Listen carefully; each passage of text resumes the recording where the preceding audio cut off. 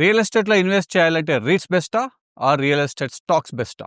ఈ రెండిట్లో ఉన్న 3 మేజర్ డిఫరెన్స్ ఏంటో ఇప్పుడు చూద్దాం. నంబర్ 1, రీట్స్లో మీరు డైరెక్ట్ ప్రాపర్టీ ఫండ్లో యూనిట్స్ కొంటారు. ఇవి మీకు రెంటల్ ఇన్కమ్ ఇస్తాయి. కానీ రియల్ ఎస్టేట్ స్టాక్ ఇన్వెస్ట్మెంట్ అంటే రియల్ ఎస్టేట్ కంపెనీలో కొన్ని షేర్స్ కొంటారు. నంబర్ 2, రీట్స్లో primary income is the rent. 90% ప్రాఫిట్స్ని రీట్స్ డివిడెండ్ రూపంలో ఇవ్వాల్సిందే.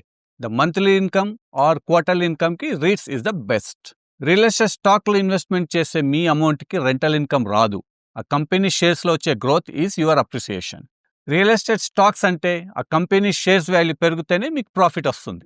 నంబర్ 3, రీట్స్ మార్కెట్ ఫ్లక్చుయేషన్స్ గట్టిగా తట్టుకుంటాయి. ఎందుకంటే ప్రతి రీట్ వెనకాల ఫిజికల్ ప్రాపర్టీ అండ్ అవి ఇచ్చే రెంటల్ ఇన్కమ్ ఉంటుంది. Real estate stocks purely market sentiment పైన డిపెండ్ అయి ఉంటుంది. సో ఈ స్టాక్స్ చాలా వోలటైల్. సో స్టడీ ఇన్కమ్ కావాలంటే రీట్స్లో ఇన్వెస్ట్ చేయండి. హై గ్రోత్తో పాటు కొద్దిపాటి రిస్క్ని బేర్ చేయగలిగితే రియల్ ఎస్టేట్ స్టాక్స్లో ఇన్వెస్ట్ చేయండి. ఇవి రెండూ కూడా ఉంటే మీ portfolio is the best portfolio.